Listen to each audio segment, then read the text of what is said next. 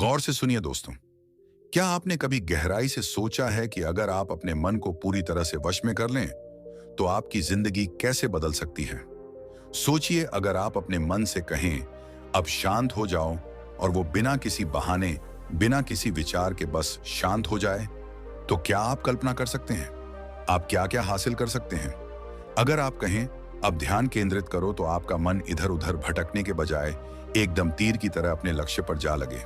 ये कोई चमत्कार नहीं है, ये कोई सपना नहीं है, ये एक कला है। और आज हम उसी कला का राज खोलने जा रहे हैं। क्यों कहा गया है कि जिसने अपने मन को जीत लिया उसने पूरे ब्रह्मांड को जीत लिया। क्यों गौतम बुद्ध ने कहा मन सब कुछ है, जो तुम सोचते हो वही तुम बनते हो।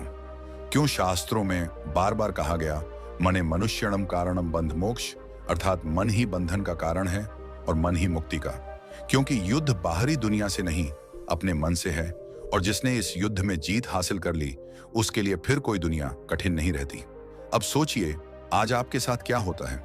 आप किसी जरूरी काम में बैठते हैं और मन अचानक बीते हुए किसी झगड़े की याद दिला देता है, या कोई डर, कोई चिंता, किसी बात का पछतावा जो अभी हुआ भी नहीं, उस पर सोचते रहना। आपका मन आपके खिलाफ काम करता है। जब फोकस करना हो तब भटकाता है, जब शांत रहना हो तब शोर करता है, जब आपको हिम्मत चाहिए तब डराता है। आपका सबसे बड़ा दुश्मन आपके ही सिर के अंदर बैठा है।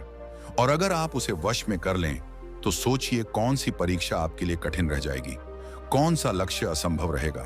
कई लोग कहते हैं मेरा मन नहीं लगता, मैं ज्यादा देर फोकस नहीं कर पाता, मन बहुत भटकता है, मैं जो सोचता हूं वह कर नहीं पाता।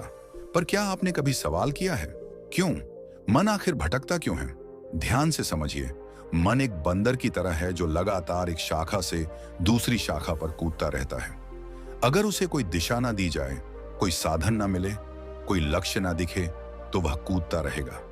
बिल्कुल वैसे ही जैसे आप सुबह उठते ही मोबाइल चेक करते हैं, फिर वीडियो, फिर इंस्टाग्राम, फिर सोच, फिर चिंता, फिर कंपैरिजन, और सारा दिन बस ऐसे ही बिखर जाता है।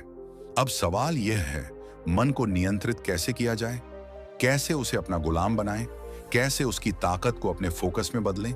इसका उत्तर आधुनिक मनोविज्ञान और प्राचीन ब्रह्म ज्ञान दोनों में छुपा है। आधुनिक विज्ञान कहता है कि मन दरअसल एक आदतों का जाल है। जो आप रोज सोचते हैं वही आपका मन बनता जाता है। आप जैसे विचारों को दोहराते हो वही रास्ते आपके ब्रेन में गहरे हो जाते हैं। उन्हीं रास्तों पर मन दौड़ने लगता है और धीरे धीरे वही आपकी नेचुरल सोच बन जाती है। उदाहरण के लिए, अगर आप हर सुबह उठते ही सबसे पहले चिंता करते हैं तो आपका मन उस आदत का आदी हो जाता है। अगर आप हमेशा दूसरों से तुलना करते हैं तो मन उस कंपैरिजन के चक्कर में उलझ जाता है। अब सोचिए, अगर आप हर दिन थोड़ा समय खुद को नियंत्रित करने में लगाएं, अगर आप मन को कहें रुक, फोकस, आगे बढ़, तो क्या यह मुमकिन नहीं कि धीरे धीरे मन आपकी बात मानने लगे? गौतम बुद्ध ने कहा था मन ही सब कुछ है, अगर तुम उसे नियंत्रित कर लो तो दुख तुमसे दूर भाग जाते हैं। और आज न्यूरो साइंस यही कहती है कि आपका ध्यान आपका सबसे बड़ा हथियार है। जिस पर आप ध्यान केंद्रित करते हैं वही बढ़ता है। इसलिए अगर आप फोकस चाहते हैं तो मन को बिखरने से बचाना होगा। अगर आप चाहते हैं कि आपका ध्यान अपने लक्ष्य पर टिके रहे तो आपको अपने मन को ट्रेन करना पड़ेगा। बिल्कुल वैसे जैसे एक बच्चा शुरुआत में जिद करता है पर धीरे धीरे समझने लगता है। याद रखिए, मन एक साधन है, मालिक नहीं।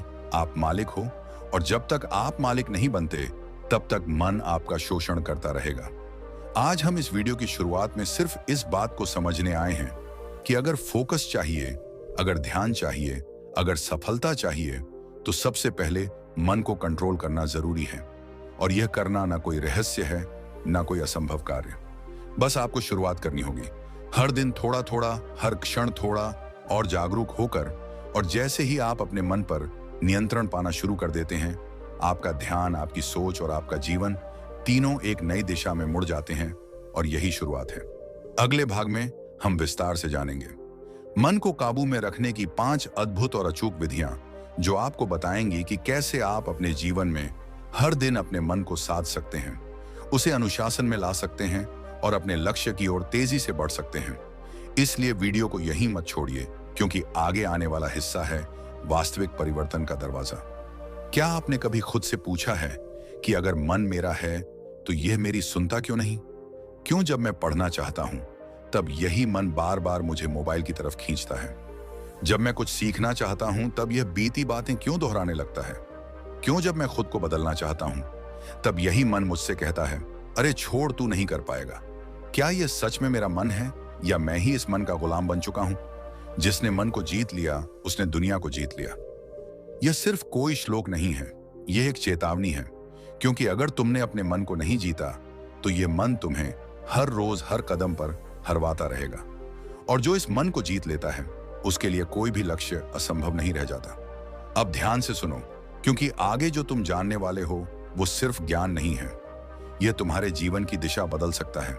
मन एक बंदर की तरह है, हर वक्त उछलता है, कभी भविष्य में, कभी अतीत में, कभी चिंता, कभी भ्रम, कभी लालच, कभी डर।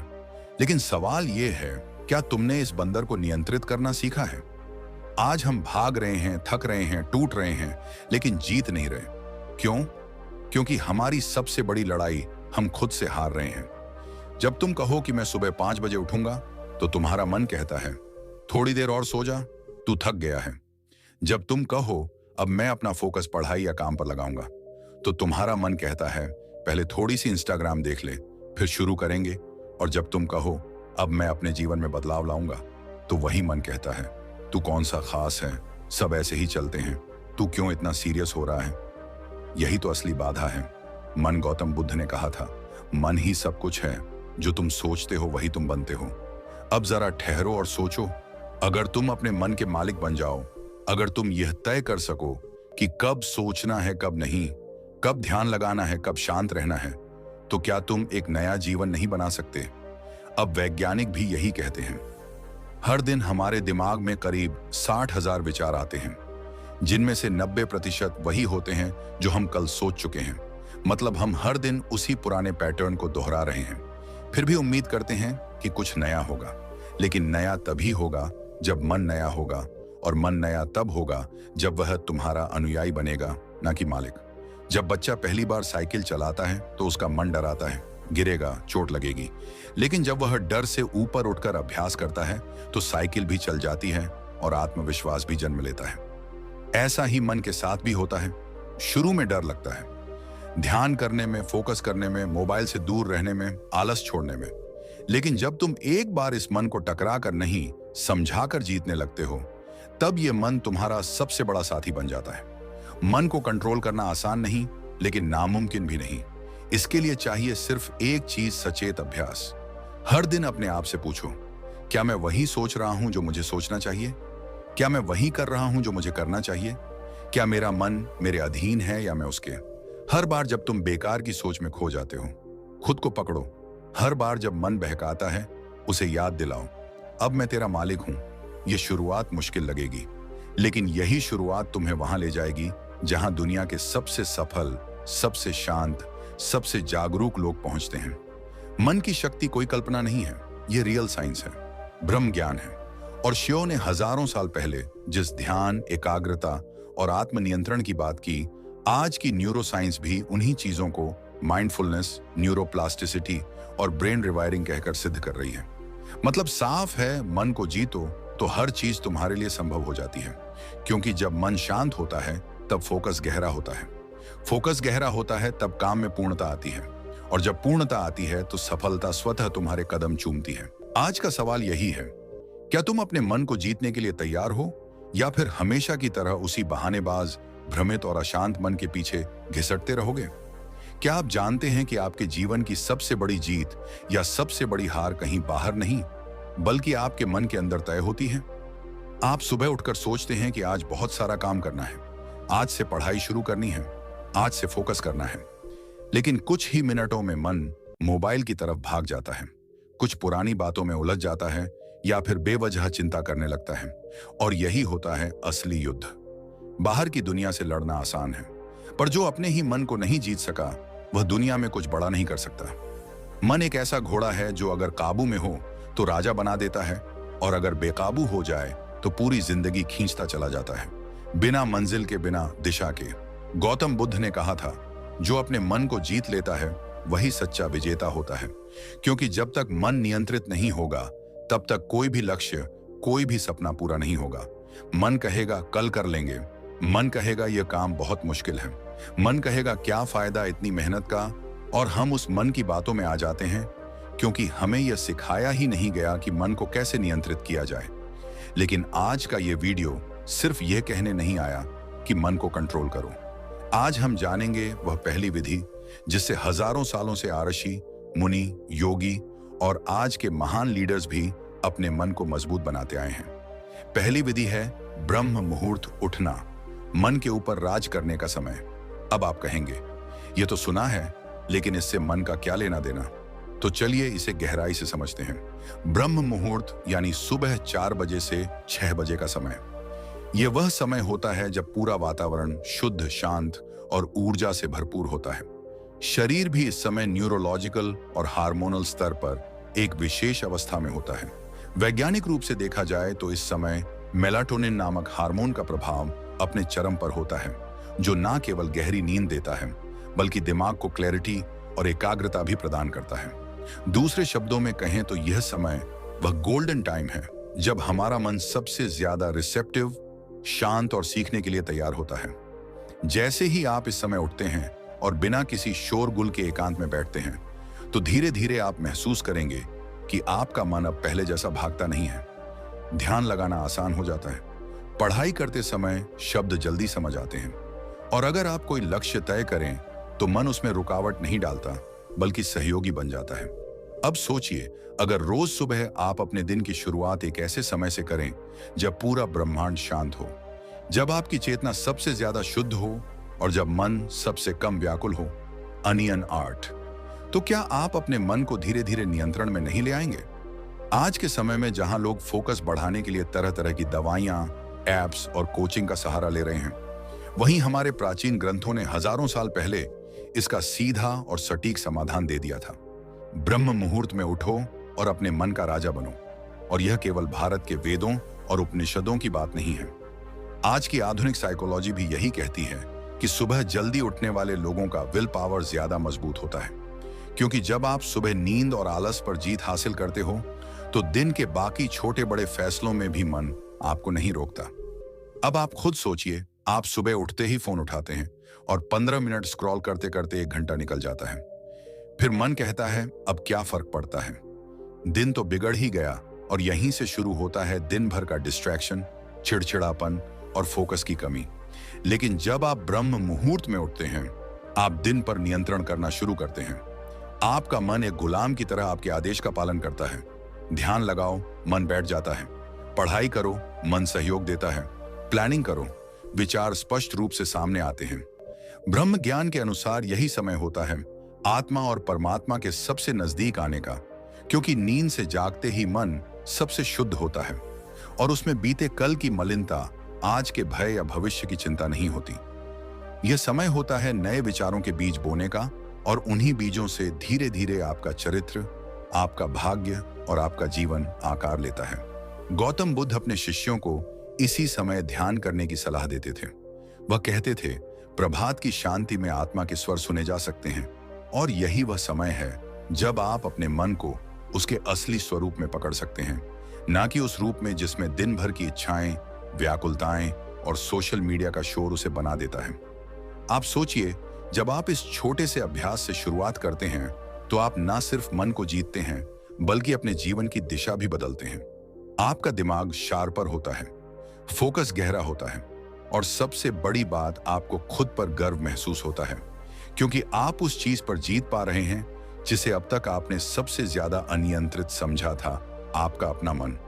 इसलिए अगर आप सच में चाहते हैं कि आपका मन आपका गुलाम बने, अगर आप चाहते हैं कि मन डिस्ट्रैक्ट ना करें, और अगर आप चाहते हैं कि आप फोकस के शिखर पर पहुंचे, तो इसकी शुरुआत यहीं से करें, ब्रह्म मुहूर्त उठने से।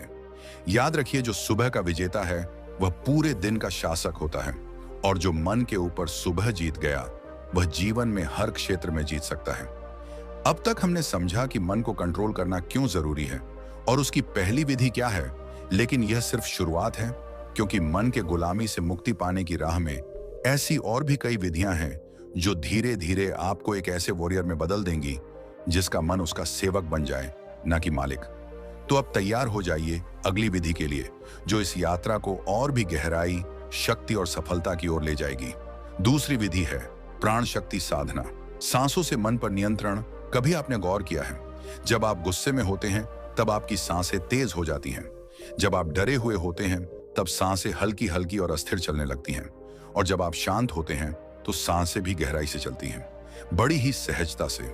इसका सीधा मतलब है कि हमारी सांसें और हमारा मन आपस में गहराई से जुड़े हुए हैं। यही वजह है कि अगर कोई व्यक्ति अपने श्वास पर नियंत्रण पा ले तो वह अपने मन पर भी नियंत्रण पा सकता है। यही है मन को जीतने की दूसरी विधि, प्राण शक्ति साधना। आज की इस व्यस्त और भाग दौड़ भरी दुनिया में हमारा मन एक ही समय में कई दिशाओं में भाग रहा होता है। कई बार हम कोई काम कर रहे होते हैं लेकिन मन कहीं और भटक रहा होता है। किसी से बात करते वक्त भी मन पुरानी बातों में अटका होता है या भविष्य की चिंता में उलझा रहता है। ऐसे में फोकस कैसे बनेगा?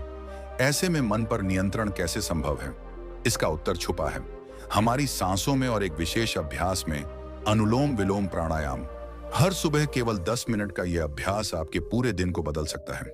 आप एक शांत, स्थिर और फोकस्ड मन के साथ दिन की शुरुआत करते हैं, और जब शुरुआत ही इतनी सशक्त होगी तो दिन भर का हर कार्य सरल, स्पष्ट और प्रभावी बनेगा। यह कोई कल्पना नहीं है, बल्कि हजारों वर्षों पुराना ब्रह्म ज्ञान है जो आज भी उतना ही प्रभावशाली है। गौतम बुद्ध ने कहा था, जैसे कोई कुशल सारथी घोड़े की लगाम थामे रखता है, वैसे ही बुद्धिमान व्यक्ति अपनी श्वासों पर ध्यान देकर अपने चित्त को साधता है। यानी जो व्यक्ति अपनी सांसों पर ध्यान केंद्रित करता है वही अपने भटकते मन को वश में कर पाता है। और यही अभ्यास है अनुलोम विलोम का। यह साधना केवल एक श्वास अभ्यास नहीं है, यह एक ध्यान है, एक आंतरिक युद्ध है, जहां आप अपने अंदर के शोर को शांत करने की कला सीखते हैं। आप अपने मन के उस कोने तक पहुंचते हैं जहां विचारों की उथल पुथल थम जाती है, और जब विचार शांत होते हैं तब चेतना स्पष्ट होती है, और यही स्पष्टता ही आपको फोकस की शक्ति देती है।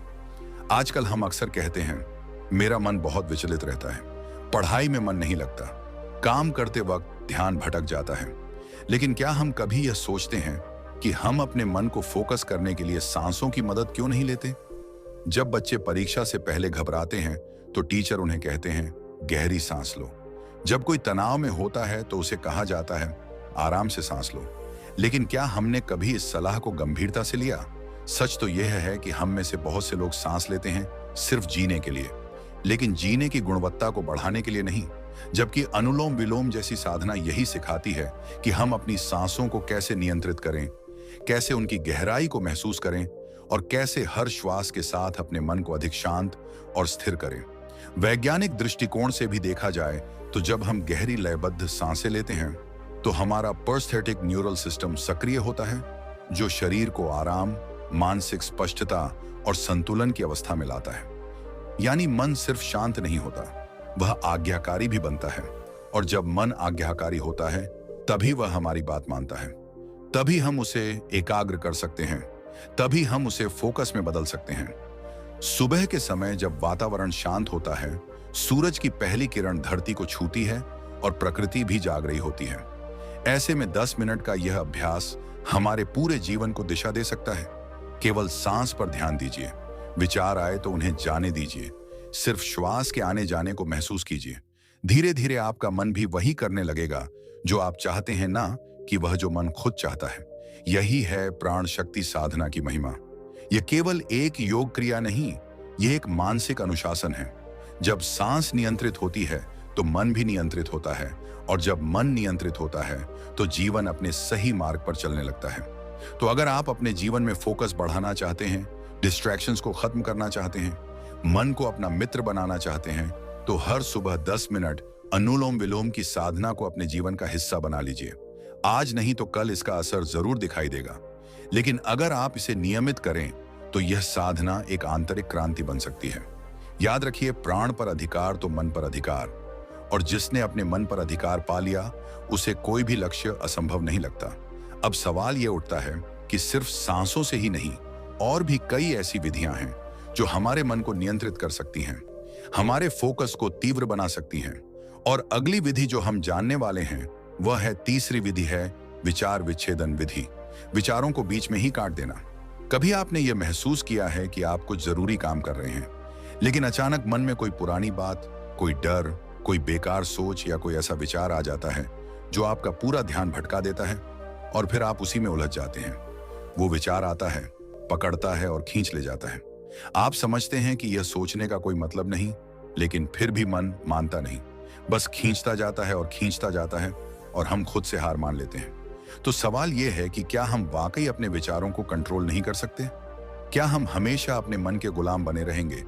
जवाब है नहीं, मन को नियंत्रित किया जा सकता है और इसका एक बहुत ही प्रभावशाली तरीका है विचार विच्छेदन विधि। यह विधि आपको सिखाती है कि जब भी कोई अनचाहा, नकारात्मक या फालतू विचार आपके भीतर घुसने की कोशिश करे, तो आप उसे बीच में ही पकड़कर वहीं काट दें। यह एक मानसिक ब्रेक है, एक अलार्म है जो आप खुद के भीतर लगाते हैं। जैसे ही कोई विचलित करने वाला विचार आए, आप तुरंत अपने अंदर जोर से कहें, रुक जा या कट, और उसी पल अपने शरीर को किसी उपयोगी क्रिया में लगा दें। यह क्रिया कुछ भी हो सकती है। उठकर पानी पी लेना, वॉक पर चले जाना, कोई किताब खोलना या आंखें बंद करके लंबी सांस लेना। इससे आप उस विचार की पकड़ से बाहर निकल आते हैं।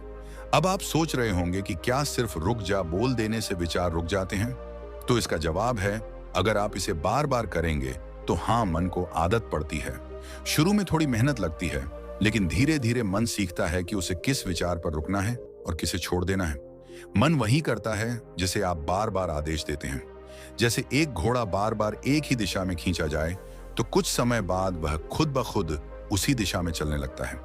ठीक वैसे ही जब आप अपने मन को बार बार आदेश देते हैं, रुक जा, कट, इधर ध्यान दें, तो वह मानने लगता है। शुरू में यह थोड़ी नाटक जैसी प्रक्रिया लग सकती है, लेकिन यही अभ्यास जब आदत बनता है तो चमत्कार होता है। आइए इसे एक रिलेटेबल उदाहरण से समझते हैं। मान लीजिए आप किसी ऐसे इंसान के बारे में सोच रहे हैं जिससे आपका मन खराब होता है। वो व्यक्ति, उसकी बातें, उसके झूठ, उसका धोखा, ये सब आपको परेशान करते हैं। अब आप जानते हैं कि यह सोच आपको कोई समाधान नहीं देगा, सिर्फ जलाएगा, थकाएगा और आपका कीमती समय बर्बाद करेगा। लेकिन फिर भी मन वहीं जाता है।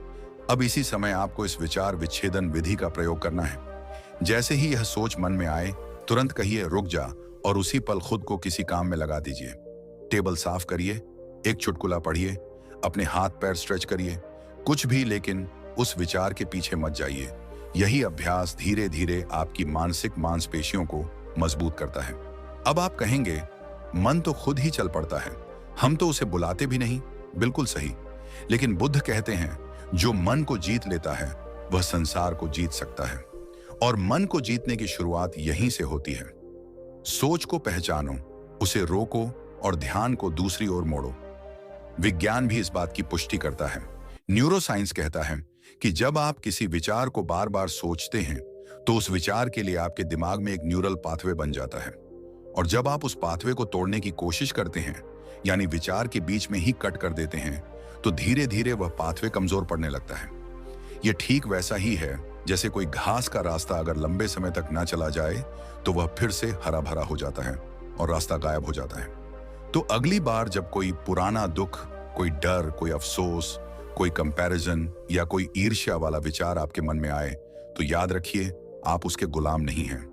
आप कह सकते हैं, कट इनफ, अब नहीं। और जब आप बार बार ऐसा करेंगे तो आपके भीतर एक शक्ति जागेगी, वही शक्ति जो हर महान साधक में होती है, वही शक्ति जो अर्जुन को अपने लक्ष्य पर केंद्रित रखती है, वही शक्ति जो बुद्ध को बोधि वृक्ष के नीचे विचलित नहीं होने देती। इसलिए याद रखिए, हर बार जब आप अपने विचार को बीच में ही काटते हैं, आप अपने मन को सिखा रहे होते हैं कि किस दिशा में जाना है। और यही तो है असली फोकस, ध्यान को बार बार सही दिशा में मोड़ना। और अंत में यही विचार विच्छेदन विधि आपकी जिंदगी में वह बदलाव ला सकती है जिसकी आपको सच में जरूरत है। सिर्फ एक अभ्यास, रुक जा, और आपका मन आपकी बात मानने लगेगा। अब जरा सोचिए, अगर आप रोजाना 10 बार भी अपने नकारात्मक विचारों को इसी तरह रोक लें, तो 10 बार आपने अपने फोकस को बचा लिया।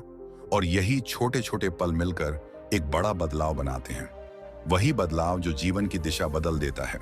और अब जब आपका मन यह स्वीकार करने लगे कि वह आपके आदेश से चलता है, तो अगली विधि में हम जानेंगे कि कैसे हम अपने मन की स्मृति शक्ति को बढ़ाकर फोकस को एक नए स्तर तक पहुंचा सकते हैं। चौथी विधि है बोध शून्यता ध्यान, मन को शून्य की गोद में लाना। क्या आपने कभी अपने मन की आवाज को गहराई से सुना है? कभी गौर किया है कि दिन भर हम खुद से कितनी बातें करते रहते हैं? कभी डर, कभी चिंता, कभी असुरक्षा, कभी पछतावा, और कभी कभी तो यह बातें इतनी तेज होती हैं कि हम अपने ही अंदर शोर महसूस करने लगते हैं। जरा रुकिए, क्या आपको पता है ये लगातार चलने वाला विचारों का तूफान ही असली कारण है? फोकस टूटने का, थकान का और उस अंदरूनी बेचैनी का जो हमें चैन से बैठने नहीं देती। आज हम बात करने जा रहे हैं उस विधि की जो इस तूफान को शांत कर सकती है। ये वह चुप्पी है जो शोर को खत्म करती है। ये है बोध शून्यता ध्यान, यानी अपने विचारों से दूरी बनाना। उन्हें रोकना नहीं, बस उन्हें जाने देना। मन को उस स्थिति में लाना जहां कोई शब्द नहीं होता, कोई कल्पना नहीं होती, कोई योजना नहीं होती, केवल मौन होता है। क्या करना है? बहुत कुछ नहीं, बस रोज 15 मिनट खुद को देना है। कोई महंगे कोर्स, कोई गुरुकुल, कोई मंत्र नहीं। बस एक शांत कोना चुनिए, बैठ जाइए, आंखें बंद कर लीजिए और सब कुछ छोड़ दीजिए। कोशिश मत कीजिए विचारों को रोकने की, क्योंकि जितना आप उन्हें रोकेंगे वे उतनी ज्यादा जिद करेंगे। बस उन्हें आने दीजिए और फिर जाने दीजिए। जैसे बादल आते हैं फिर बिना किसी कोशिश के चले जाते हैं, वैसे ही जैसे जैसे आप यह करना शुरू करेंगे आपको दो अनुभव होंगे। पहले मन बहुत शोर करेगा, ऐसा लगेगा कि यह तो और भी ज्यादा भागने लगा है। लेकिन रुकिए, यह एक संकेत है कि वह खाली हो रहा है। दूसरा अनुभव होगा, एक दिन अचानक सब शांत हो जाएगा। आपको लगेगा कि विचार कम हो रहे हैं और एक गहरी स्पष्टता मन में उतर रही है। मन को शून्यता में ले जाने की यह साधना धीरे धीरे आपके भीतर गहराई से उतरती है, और जब शून्यता का अनुभव होता है तब बुद्धि तेज हो जाती है, शरीर शांत होता है और सबसे खास बात, फोकस एकदम धारदार हो जाता है। अब कोई भी काम करते समय मन बार बार भटकता नहीं, बल्कि पूरे होश और ऊर्जा के साथ एक ही बिंदु पर केंद्रित रहता है। अब आप सोच रहे होंगे, क्या इतना आसान है मन को शांत करना? नहीं, यह आसान नहीं, लेकिन यह असंभव भी नहीं है। यही तो अभ्यास है, यही तो वह विज्ञान है जिसे आज की मनोविज्ञान की दुनिया माइंडफुल साइलेंस कहती है, और जिसे हजारों साल पहले गौतम बुद्ध ने निर्वाण के द्वार का प्रथम चरण कहा था। बुद्ध कहते थे, जहां विचार नहीं वहीं सच्चा शांति और शक्ति है। यानी विचारों की भीड़ में हम शक्ति खोते हैं, लेकिन जब हम विचारों से ऊपर उठ जाते हैं, जब मन एकदम मौन हो जाता है, तब वही मौन हमारी शक्ति बन जाता है। आधुनिक न्यूरोसाइंस ने भी यह साबित किया है कि जब मन को शून्यता में लाया जाता है तो दिमाग का डिफॉल्ट मोड नेटवर्क शांत होता है। यही वह हिस्सा है जो फालतू सोच, पछतावा, चिंता और कल्पनाओं में हमें उलझाए रखता है। जब वह शांत होता है तब ब्रेन की क्लैरिटी, डिसीजन मेकिंग और इमोशनल स्टेबिलिटी बढ़ती है। इसीलिए बोध, शून्यता, ध्यान कोई धर्म नहीं, कोई कर्मकांड नहीं, यह जीवन जीने की एक सच्ची कला है। जब मन भीतर से शांत होता है तभी हम बाहर की दुनिया को बेहतर देख पाते हैं। तब हमें ना लोग परेशान करते हैं ना हालात, क्योंकि हमारा केंद्र हमारे भीतर होता है, स्थिर, स्पष्ट और शक्तिशाली। इस विधि की सबसे बड़ी खूबी यह है कि यह आपको आपके ही भीतर की सबसे गहरी शक्ति से मिलाती है, आपको बार बार अपने अंदर लौटना सिखाती है, और जब आप भीतर लौटते हैं तब बाहर की दुनिया में आपकी उपस्थिति बदल जाती है। आप कम बोलते हैं लेकिन आपकी बात गहरी होती है, आप कम प्रतिक्रिया देते हैं लेकिन आपका असर गहरा होता है। तो अगली बार जब आपका मन बहुत थका हुआ हो, बहुत परेशान हो, जब लगे कि कुछ भी समझ नहीं आ रहा, उस वक्त कुछ मत कीजिए, बस बैठ जाइए और खुद को उस शून्यता में समर्पित कर दीजिए। देखिए कैसे धीरे धीरे सब कुछ साफ होने लगता है, जैसे धुंध के पार सूरज झांकने लगे। याद रखिए, मन को जीतने के लिए किसी युद्ध की जरूरत नहीं, सिर्फ मौन की जरूरत है। और अब जब आपने बोध शून्यता का महत्व समझा है, तो अगली विधि में हम जानेंगे कि कैसे मन को ऊर्जावान बनाकर उसे थकान से मुक्त रखते हुए एक ऐसा स्टेट तैयार किया जाए जहां मन अपने आप लक्ष्य पर टिकने लगे। अब हम बढ़ते हैं 5वीं विधि की ओर।